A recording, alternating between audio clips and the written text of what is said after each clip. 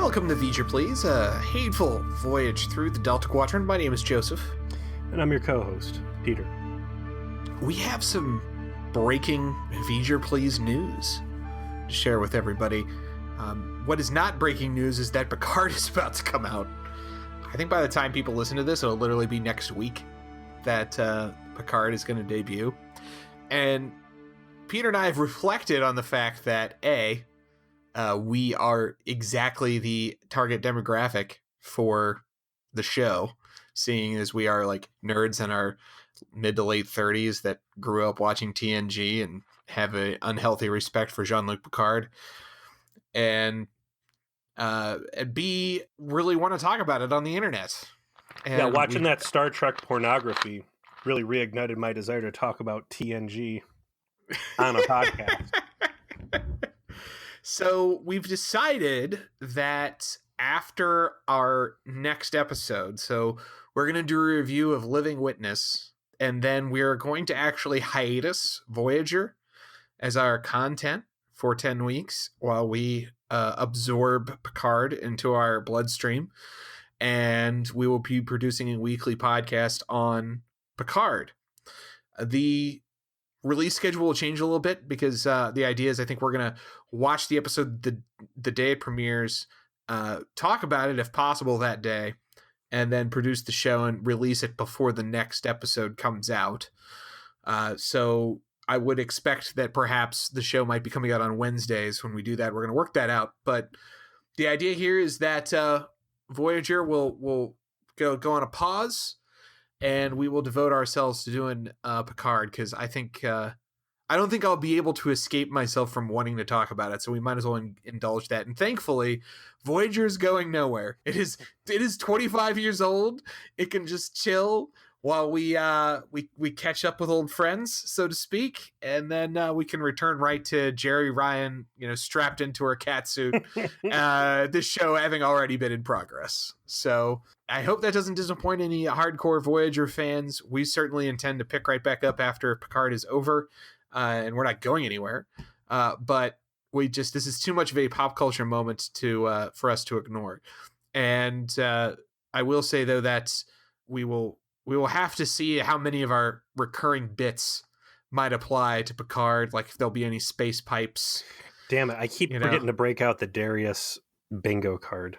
I always actually check after we're done recording to see if we made bingo or not. And we are shamefully locked into some tropes. It's what people like though about us, I think. That's why they keep coming back.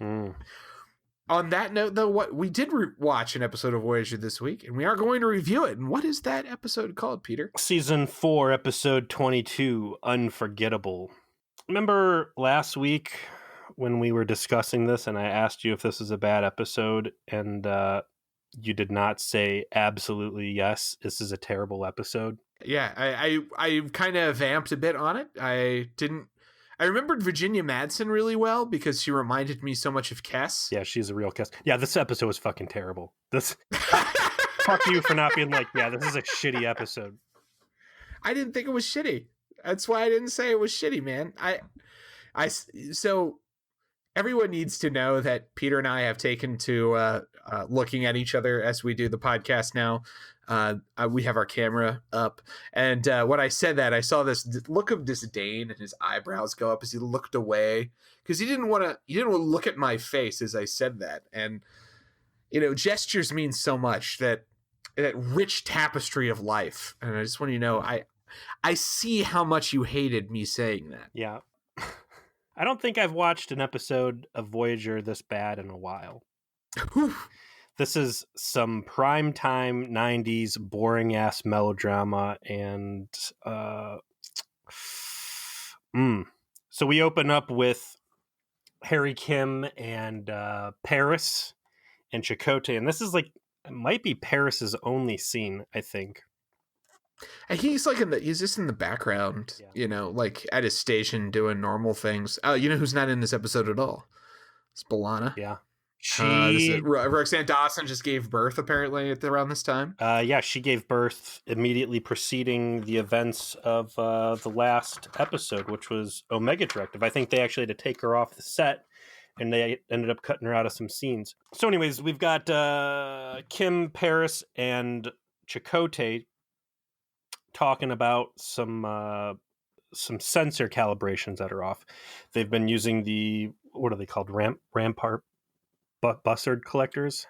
Yeah, the Bassard collectors. Yeah, so they're doing some space harvesting, but they don't know how much material they've collected because Seven of Nine has done some sensor enhancements that were undocumented. Things are misaligned, and we have a situation that's been ongoing, and it's, instead of correctly assigning blame to Seven of Nine not being a team player, Chakotay's solution is, Harry, you should have worked with her closer. You're the problem. Get with her and fix your numbers. And it's like, we've had 3 potent episodes now where Seven's insubordination has really caused some big problems on Voyager that have escalated to a point where even Janeway gets a taste of her own medicine, and yet they never stop and say, listen, we really got to clamp down and get her playing on the same team. Janeway's barely in this as well. It's worth pointing out. This is very much the Chakotay show. So one note I wanted to make was that the director of the episode is Andrew Robinson, who's actually better known as an actor on Star Trek. He played Garrick on DS9, who a lot of Trek fans, I think, see him as like the quote unquote their favorite character or the best character in Star Trek history. A lot of times, I think he's definitely like the best not main character. I'd put someone like Picard or Kirk above him, but that's about it. He's very different. He's a spy. He's played with a tremendous amount of charisma by Andrew Robinson, but I appreciate how much of a Trek nerd he is personally. He is such a Trek nerd. He is the person who wrote the backstory novel for his character. So after DS9 was over, he wrote this actual full-length novel all by himself. He was not asked to do this, and then like gave it to someone at Paramount who got him introduced to the people who did the books, who then retroactively made it canon for like the expanded universe of DS9 like reboot after the show was over and all this other stuff. Like, he just loves Trek. He loves the history of it, and he loved playing Garrick to a level I think a lot of actors don't necessarily get into when it comes to this stuff. So I appreciate that he's like hard in the paint, but he has a very peculiar directing style. He does these like romance episodes. That's like his thing. He did the wedding episode for DS9 between Worf and Jadzia. He did the blood fever episode of Voyager when they have Vulky, the rapey Vulcan. Yeah, quote unquote romance. Yeah. Which was another Lisa Kink episode. And then this one, which is also romantic in nature. And I find it strange that he's sort of like pigeonholed into this weird spot where he's doing these awkward romance things. And that Blood Fever totally was a romance episode. It was just, there was a romance episode for Tom and B'Elanna. And by romance, I mean close breathing in caves. Mm-hmm. And near... I'd say cock teasing, but... staying in! Yeah. That was Tom being a dick and letting B'Elanna almost die because he chose that moment to become a prude. Yeah, Tom was being a dick by not giving her the dick. Yeah. You might die from being too horny, but whatever. Rim shot. So the bridge starts rocking. Red alert doesn't instantly go up for some reason. He's like, hey, what's going on? And they all get to their stations. Janeway gets to the bridge, and we find out that there is a very budget-friendly space battle going on right next to them. But everything's invisible, with invisible lasers and invisible explosions and invisible ships. It's just the camera rocking around. It's 26 episodes in a season. You gotta have some shit be invisible or in caves or some shit like that. Like, this is a lot of shit they gotta make, and it's just the same amount of dollars gotta get spent. World War II France was expensive to build. It was. They had to go to an actual movie lot. So their Wonder Woman is fighting off evil space aliens in her invisible spaceship. Uh, they call over to astrometrics and they're like, "Do you know anything 7 of 9?" Which why wouldn't all that stuff already be tied into the ship's main sensors? It's silly to have to contact a different department to get tactical data, but whatever. And they confirm that yes, there are two vessels that are firing at each other. For whatever reason, their laser beams and photon torpedoes are also invisible. Some pretty baller cloaking technology. And as a result, one of the ships finally explodes, and they get a communication from some female voice, and she starts begging Chakotay by name for help. And I'm very disappointed that at no point nobody perked up and said, "Seska, is that you?" Stevie was wondering if this would be a sudden return to the Burn Queen as If well, but only. no, it is If not. only. It is not. Instead, it is a handsome lady alien, played by, as mentioned, Virginia Madsen, who is a big enough get for a show like Voyager that she's not merely a guest star. She's a very special guest star or What is something, like she very famous special for? appearance by this time. I'm not sure exactly.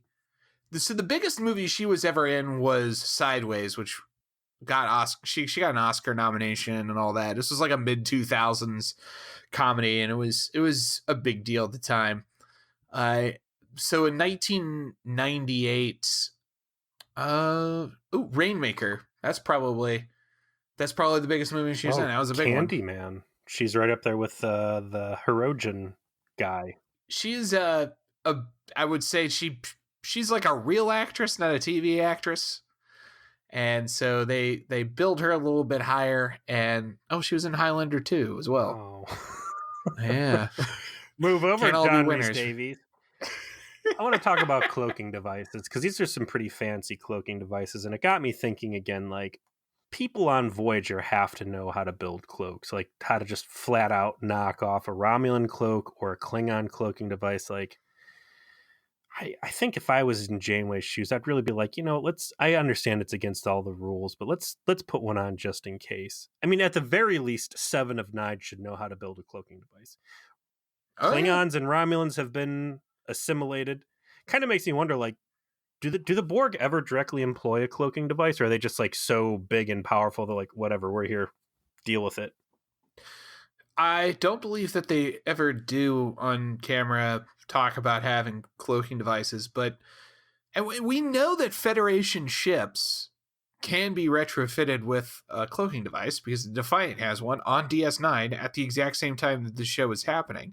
Now they mention that it is a Romulan cloaking device, that the Romulan government gave it to them in exchange for information. And so they didn't manufacture it. The Federation didn't manufacture it, but they only didn't do so because they're bound by a treaty. The Treaty of Algeron, the Pegasus from TNG. We know all about Air that freshmen. backstory of why they don't have cloaking devices. They're bound by treaty not to develop them. But yeah, I think it strains a bit of credulity. That specific technology isn't something we ever see Voyagers seem to want to try and develop, given their unique situation of like, listen, yeah, it's against this treaty, but we're really far from everything, including the Romulans and the Federation and all of that bullshit. And we're also terrible So, at making enemies and fucking everything up and being a ship of death that everybody hates. Maybe we should just slide by. and if they had decided to address it, and then like there could be a reason, right? There could be a reason of Seems the hostile. warp core for the Voyager puts out this emission that or it's not designed to incorporate it. So if we're cloaked, we can only go like warp 4, so we can't use it all the time. Or like they could do all kinds of like, here's a line of technobabble, and this is why we either don't have a cloak or the cloak is of limited use, or we can use it as a device sometimes and not always. We can't just always be cloaked. Whatever.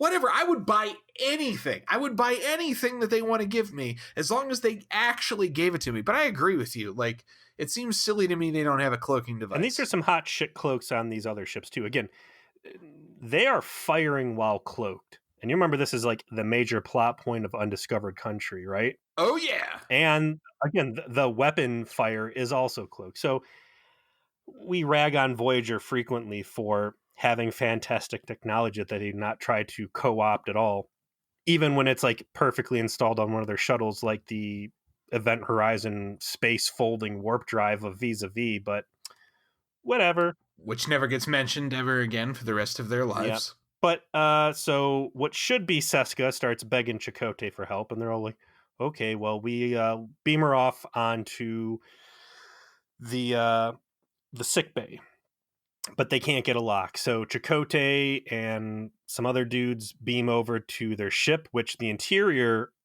looks like the inside of like a Type 6 shuttlecraft. Did you get that vibe on like the front cockpit area?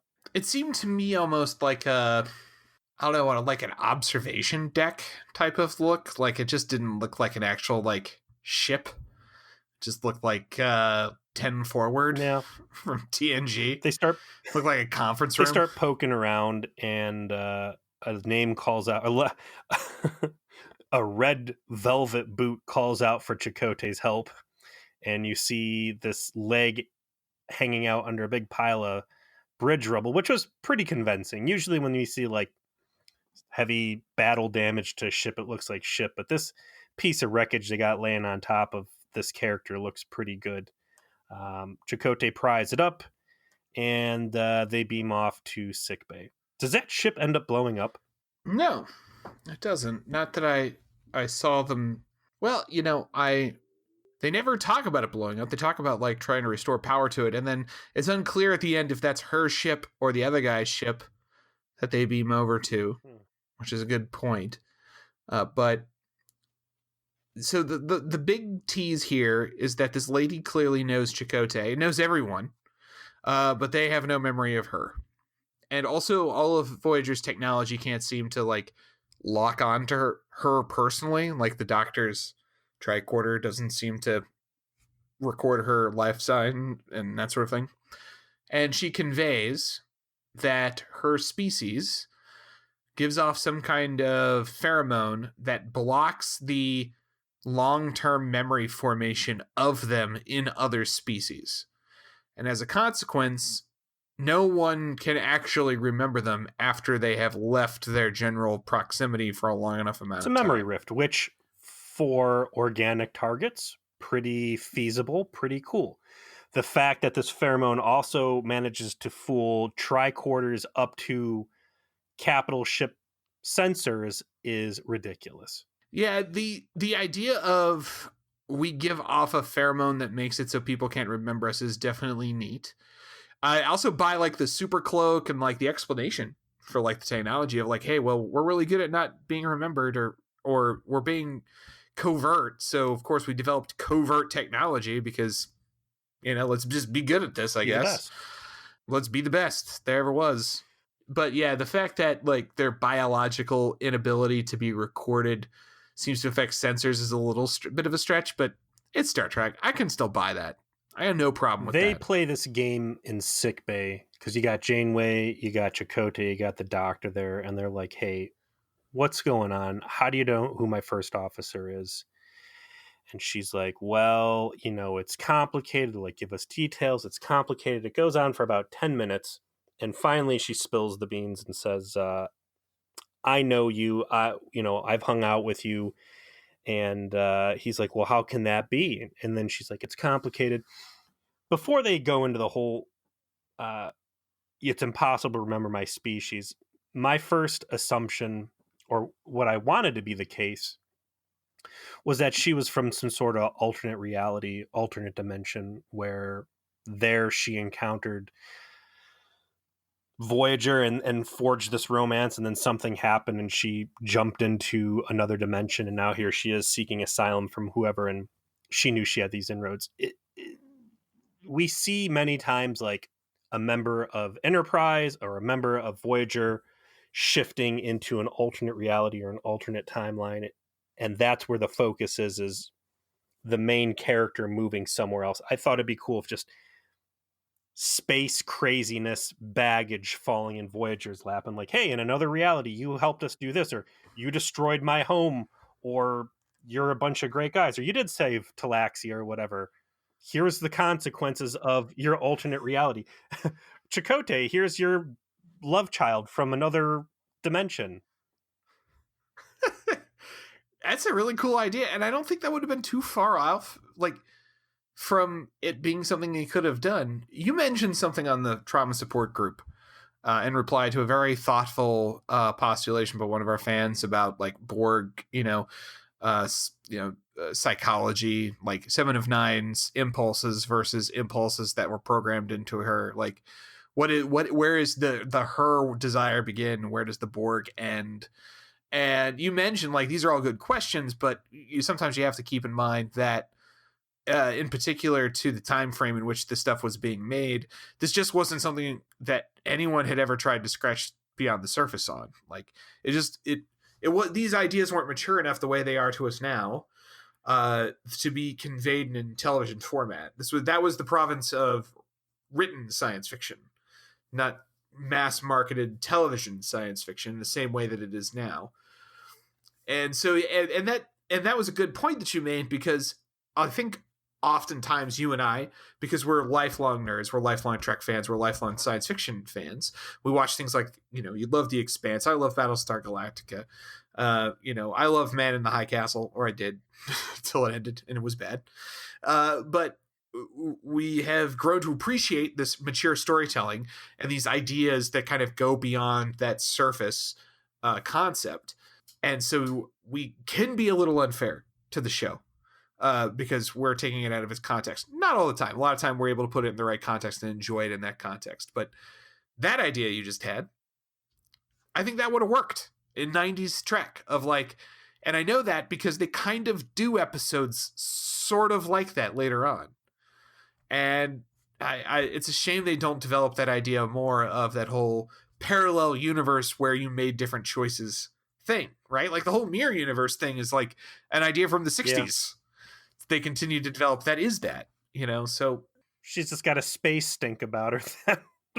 Yeah, she just gives off space Pepe Le Pew fumes, and and so the thrust of the episode is a love story between this lady Kellen and Chakotay, and I know you hate the episode and it's boring as fuck, and I'm going to assume you don't like it because that part of the episode you didn't care for, because it's like 70% of it. Yeah. I don't come to Star Trek for love stories. And I'm going to call out some hypocrisy on your end, because we'll cut to the end and give a spoiler here. By the end of this, the lady does not stay on Voyager. She goes back to her people, and as a consequence, everybody on Voyager is going to forget that she ever existed, and the virus that they plant is going to destroy all traces of her.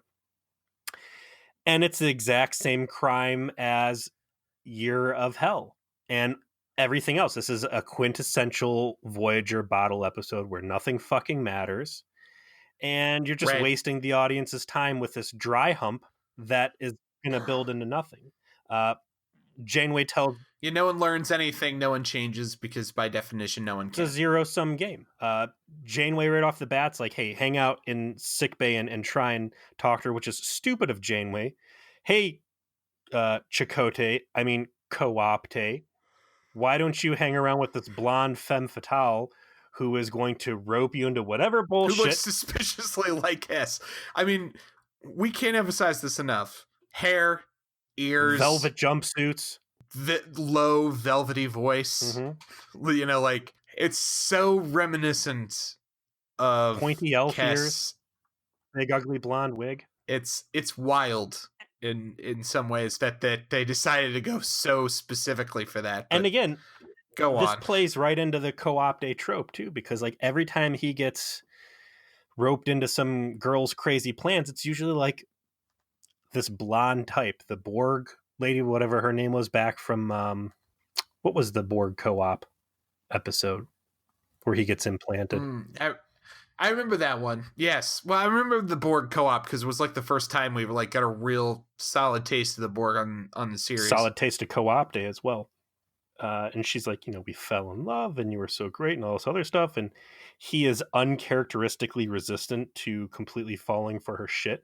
And I think the episode does a good job of playing her motivations, her true motivations, close to the vest for a while, because I was really expecting there to be some dark ulterior motive that she had, or some plot twist moment, and it just doesn't happen.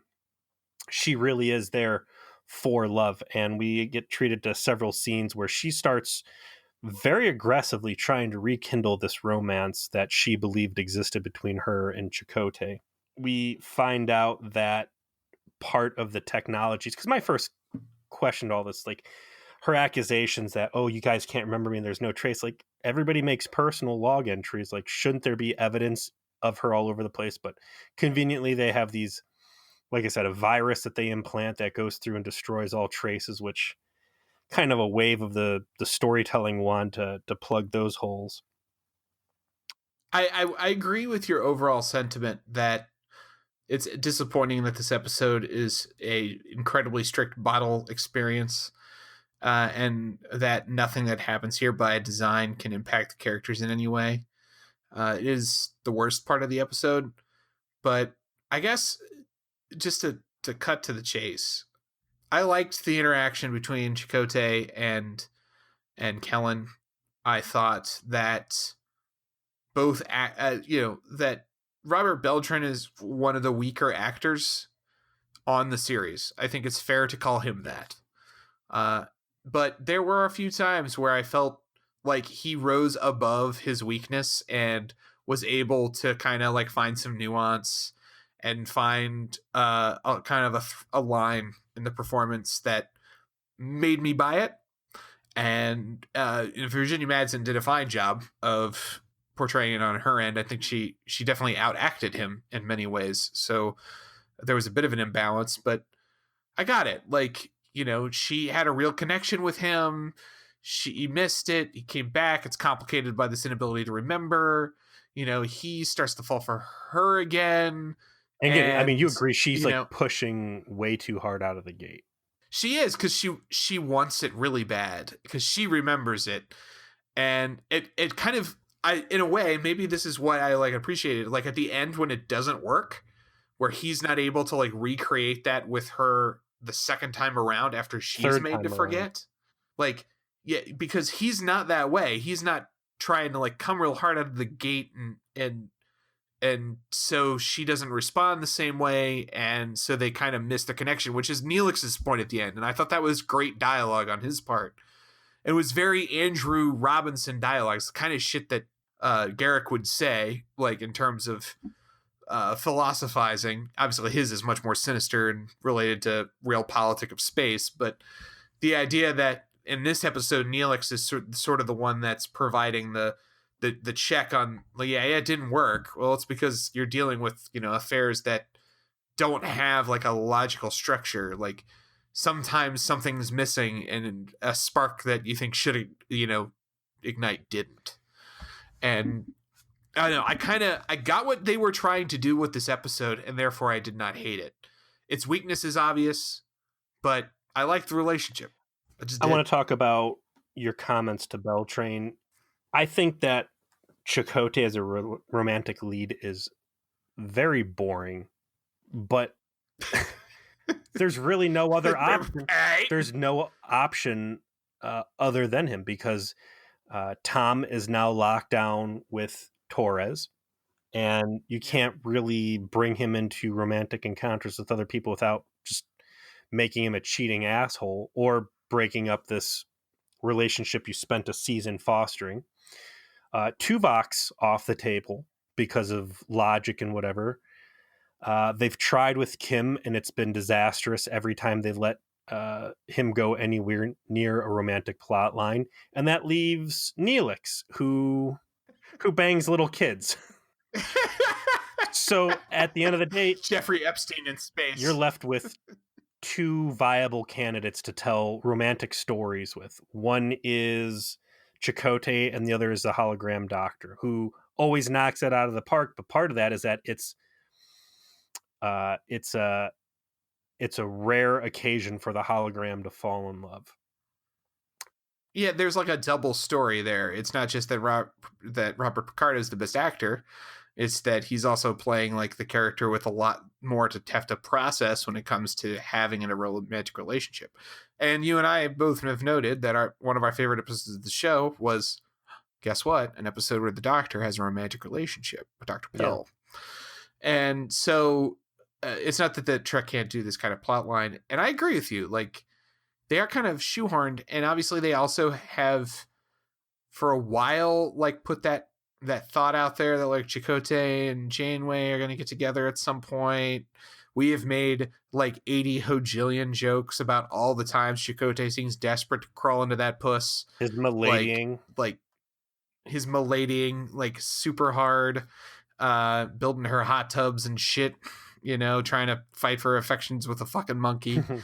But you know, they do want for a compelling male lead that can be a romantic fixture, the same way I guess like Riker filled that need for TNG. Well, and that's where I wanted to go And with this. Is Riker was a completely different animal, and I think Right. it's because Riker was a dynamic, charisma-laden character, and Chakotay is just so low-key and reserved. That's why when they do drag him out for these romance episodes, it's just a fucking bore fest. I wish they would have done more with explaining his history as to why he might feel hesitant, because they hint at it where Neelix, I think, says like, you just don't trust your own feelings when they're having like their first conversation in the mess hall. And what if they had gone into like, yeah, I don't, like, I was in love with Seska and she turned out to be a Obsidian Order agent that tried to kill us like 87 times. And then I fell in love with the Borg, who convinced me to reactivate a cube. And like, yeah, if the show could go into its own history and say like, every time I fall in love, something terrible happens. I am traumatized. Yeah. Great. That now there's an episode I want. I want Chakotay to realize his own messy, abusive relationship history.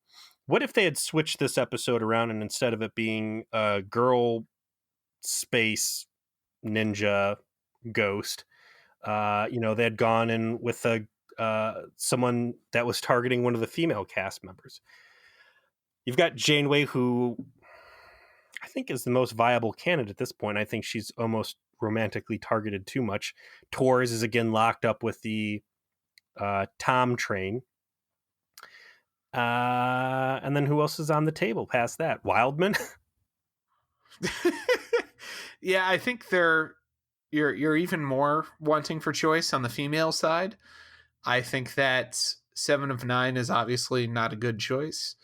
There's just already too much going on with that character. I think Jane would have been a much better choice than Chakotay for 2 reasons. One, we have both seen how much better an actor Kate Mulgrew is when she gets to do like soap opera shit.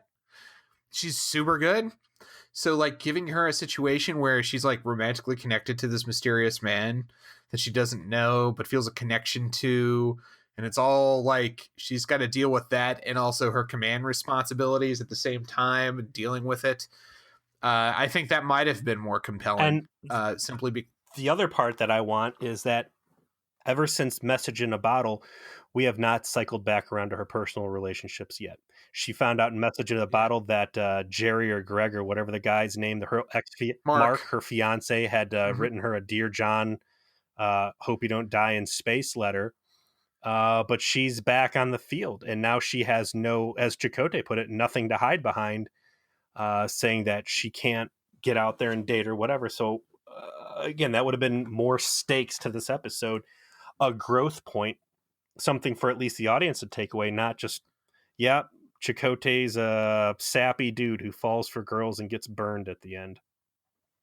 How did Voyager, though, with as many characters on the show, really cut so many people off the table as for like romantic candidates? If this was next gen, like Geordi would have fit great, Riker would have fit great, Picard would have worked, O'Brien would have worked, everyone but Worf would have worked. Like Troy would have worked, Crusher would have worked, even Wesley would work. Like everybody there is viable, but everybody is so specialized in Voyager with various levels of undesirability.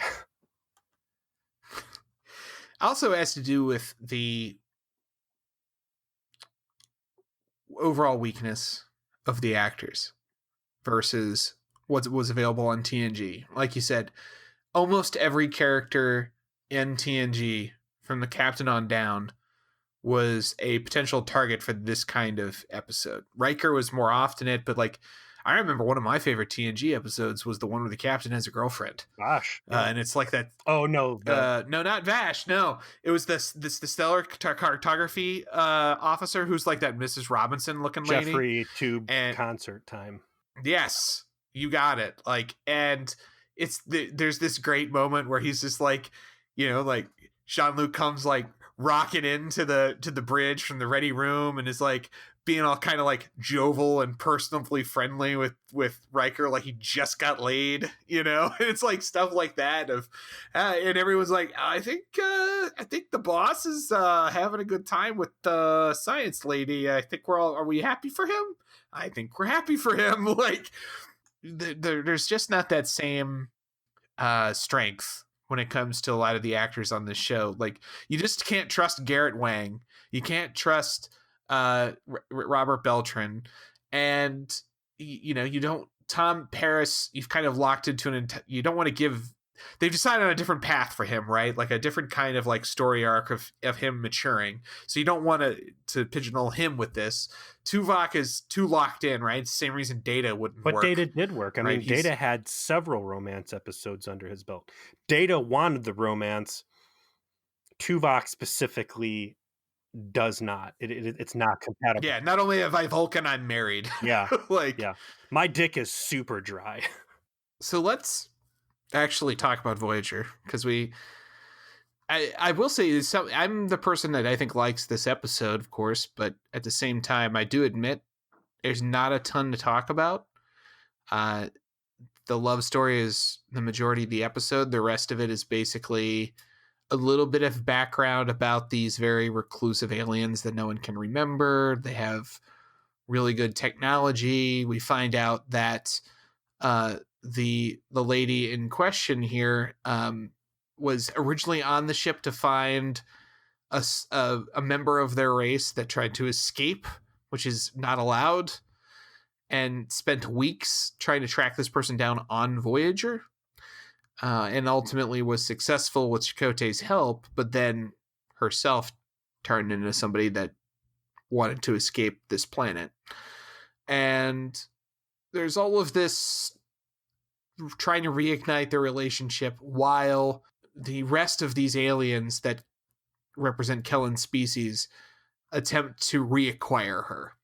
And that ultimately pays off, but they give you just kind of like enough detail of what these aliens were about to leave you with a lot of mystery without telling you too much, which I thought was the right call here. The hard part for me was her deciding to not only leave, but again, like you said, she is a bounty hunter. She's like this, like it's like Logan's Run, right? She's a Sandman. She's going after the runners. For her to completely turn on all of her life's work, her mission, becoming the very thing that she has sworn to track down and haul in, all over this 2-week fling with Chakotay. So that tells you how boring the guys are on her planet. That I mean, she does say, well, you are very attractive. Yeah. Yeah. Okay. Maybe there might have been something more interesting there to give her a real reason to run from these people and turn on a dime, other than just Chakotay's dreamy hair or whatever the hell she's got going on. He could have, like, they should have at least been like, when you brought out that hand vibrator and took me on a spirit quest, it really made me feel a fond connection. Just something to make it worth what she's doing and running from this. But the problem comes up that they're never going to stop looking for me. We've got pretty sweet technology, and eventually these guys are going to catch you and tear the ship apart. So I'm a danger to the entire ship while I'm here. I need to know that it's worth the risk to me and worth the risk to your crew. if you have these feelings for me, I'll stay. Otherwise, I'm going to leave. And finally, he's like, all right, don't go. You've co-opted me with your story and stay here with me. We're going to integrate you into the crew. And it got me thinking, like, what a liability someone like this would be on your crew. On top of whatever clear and present danger she presents by the bounty hunters are going to keep coming after. Like, how many times does someone in the crew get stranded in space jail for a week or two, right? So you're going to go through all this danger, and Chakotay is going to fall in love, and they're going to get married and have babies and everything else. And then a year and a half from now, she is going to get caught in some cockamamie bullshit space jail or Tom's gonna try and make out with some alien he shouldn't, or Balana's gonna have an angry thought, or Tuvok's gonna be snooty to the wrong person, or Harry Kim's gonna try and touch a child while it's sleeping or something, and everyone's gonna get thrown in space jail, and then no one's gonna fucking remember and this no one's going to lady. remember her, and they're going to, like the random thoughts episode, right? Where Balana's stuck down on their surface because she had a nasty thought, and it's like a week, and people are just like, "What the hell are we doing here? Why are we here? Why are all these people mad at us?" Like, just think of the comedy that could erupt from this. And again, Chakotay, who may have had children in this whole life, and all of it just evaporates because if this person is outside of your contact for more than a week, you just completely forget about them. That's a real fucking liability. This is not someone you really want as a permanent fixture around your ship. When they kind of get clued into the fact that there's more of these guys than just her on the ship, that during the last exchange, and by the way, their phasers can fire through shields, which I always like to note when Voyager encounters fantastic technology, it should be acquiring for its own use. She hands him the keys to the castle. She's like, "My, Oh I'm yeah, important. this is how it works. I'm important. They're afraid I'm going to do what I'm going to do right now, and that's tell you how our shielding works, how our cloaks work. I'm going to show you how our guns work. Harry Kim's going to circumvent all of that. Like, it's the technology jackpot." But during one of these encounters, another one of these bounty hunters had beamed over and leaves her a little message. He smashes some of her shit up, and she's like, "Oh no!" But he ends up cornering her instead of Chakotay just blast. I mean, immediately Yeah, after, oh, I think someone's after me, and then the person shows up that is after him, and then as you were about to say, like levels the brain fucker 9000 at her, and then Chakotay grabs a Glock, and is like, stop using the brain fucker on my girlfriend, or I'll shoot. And then conveniently does not shoot until the brain fucker has done its fucking. Chakotay is the And slowest draw in the West. he is. He's got Tuvok is way faster. There's a flashback where they talk about their first encounter, and it's when her personal cloaking device fails, and she's skulking about the Borg cargo bay like all alien intruders do. And he comes around the corner. He's like, "Hey, hands up!" He's got his gun on her. She's turned the other direction, and then she slowly turns around to point the gun at him and get in like the standoff. And it's like, dude, you should have shot her the second she tried to move. Like, you suck. You are a terrible terrorist. You are a terrible ex-terrorist. But he hits her with like the Men in Black neuralizer. And Chakotay's like, "You asshole, you're going in the brig." And she's like, "Oh, Chakotay, don't let me forget. You know, I've basically thrown my whole fucking life away to come back here and run away from my people and incur the wrath of whatever my government's punishment is going to be. Let me stay here. Make me remember this love we have." And it's like, okay, how about since you have a day or two before your memory totally wipes here, how about you like record a little video message to yourself in the memento moment? Yes! Yes! Yes, that thing. So that's exactly what Stevie said. Like, why the fuck do these people not get a goddamn fucking GoPro out right now and record them talking about this so that they could see that? But instead, none of that happens, and it makes no sense. It's like exactly the plot of 51st Dates. That's exactly, You know? dude. I'll send you a picture of my notes. At the top, it says season 4, episode 2, Unforgettable. And above that, it's 51st Dates / memento. Like, hey, you threw your whole fucking life away. And also, Also, I've violated my people's most important edict. I have left the planet. How about the other? Is there any edict in there about thou shall not kill? Because while we're talking about the crimes you're guilty of, you fucking murdered somebody in that little space fight in the very beginning of the episode. When that other ship blew up, that was another member of your race that you killed in a gunfight in space. Like, you have thrown your life away times 6. So yeah, do a little video blog of you sitting on Chakotay's lap, like, "Hey, memory wiped me. I just wanted to let you know that the reason we've murdered is because we really love Chakotay, and it's super important that you stay with him and rekindle your romance instead of just walking on back to our home planet where we're, I don't know, going to get our head cut off or Right. put in space Whatever jail. terrible fate awaits me there. Don't throw away all You of the know, sacrifices we've made. Silly. I have done the Kuchimoya with this guy. Which He's again, had he a coochie moya, and when I'm saying a coochie moya, I mean literal coochie moya, not like a euphemism for the sex, right? Had right. he taken No, her I understand. on a Mine was a euphemism for the sex. Go on. had he taken her on a spiritual journey, or something that makes him worth it, really makes him so special, you're throwing your whole way of life away over him. I think this would have been a good application of his spirituality and such a foreign concept that it enraptured her. None of that happens though. She's just like, "Hey, Chakotay, I'm giving you full agency in me having my dying wish accomplished, which is to stay with you. And I want you to do everything within your power to keep me here," which ultimately chalks up to him saying, "It's my recommendation you stay here, but take that as you will." And then she's like, no. And that's so much as what the other bounty hunter says.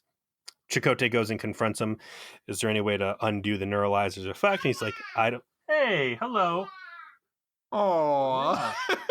Did you come to rescue me from this terrible episode? Yeah, I mean, the other bounty hunter basically says, "This is what's going to happen. That's what happens." And we've already discussed, like, all of this dialogue works for me, I think, a little bit more than it worked for you. And it's just a matter of personal taste. Like, that's the thing. Like, I can't really dog on you for not liking this because I get, like, this sort of, like, romantic dialogue connection thing. These kinds of moments work for some people and don't work for others. And I know that's not like the most compelling review I can give of this, of like, maybe you'll like it, maybe you won't. I don't know, want to fight about it? But it's kind of it. Like, there isn't like any continuity. There isn't any like consequences of this episode. It's just, do you find the idea of Chakotay being in love with a woman that she can't remember compelling? If not, then pass. If you think you might like And it, check out 50 it's all First right. Dates, because you'll probably like that too. Yeah. I did like Neelix in this episode in his capacity as a wise bartender. Yes, they utilized him extremely well in this episode. He's got this old soul, reliable advice angle he plays, and it comes off well instead of him just being an annoying space cat. I did dig at the end, because that's the other part. Like, okay, and the guy admits as much. Like, "I've inserted a virus into your computer that's going to erase all traces of." It's like, who the fuck are you to come on our ship and just keep ravaging our shit with your viruses? Like, no, we're going to fight that. I want to jump back to another point of contention on this. And I'm going to throw a line at you. You might remember from the episode Random Thoughts. Janeway, you know the rules, Tom. We can't pick and choose which laws we'll respect and which we won't. So, Janeway, here you are giving asylum to someone who has just murdered somebody. And the whole point of the society is to stay a secret and hide away, but you're violating it. It's more them going back on things. But anyways, this virus is coming. The whole time I'm sitting there on top of, why not record a video message to yourself to express your own love? Why not at the end just get out a pen and paper and write the stuff down where the computer virus can't do it? And that's exactly what Chakotay does. And I want to see what happens in the morning when everybody forgets about this girl and he finds this paper that he wrote to himself. Like, What do you do with that? Because they can tell you Next Yeah. Generation what happens when they found any hint of like, we were supposed to forget about something and we wanted to forget about it, but there's one thing that doesn't quite add up. And now we're going to tear apart the whole universe to find out what it is. Remember that? Like, Data said something by accident and they're like, what happened yesterday? He's like, oh, I can't talk about it. And then they end up back in that alien sector of space. We're like, we told you if you come back here, we'd kill you. And they're like, oh, we're so sorry. We're just too damn inquisitive for our own good. Yeah, I who knows? It's a nice romantic ending, I think, of the idea. He's writing it down on paper. I think that was more the intent. With his space but pen. It led to more of that great dialogue use of Neelix that I wish I would do more of. The matured Neelix, I liked that, and I would like to see more of that. But what I want to see most of all, Peter, is what we're watching next week, and I would like for you to tell me what it is so that everyone else can enjoy this moment. You've talked about this a lot. Season 4, episode 23, Living Witness, and I see a picture of the Doctor, and he is in what appears to be engineering with the warp core behind him, and some dude in a gray uniform. When the Doctor's backup module is found, his program is brought online for the first time in 700 years. That sounds like all sorts of really cool theoretical science fiction. This is my favorite episode of Voyager. Bar none, 100%.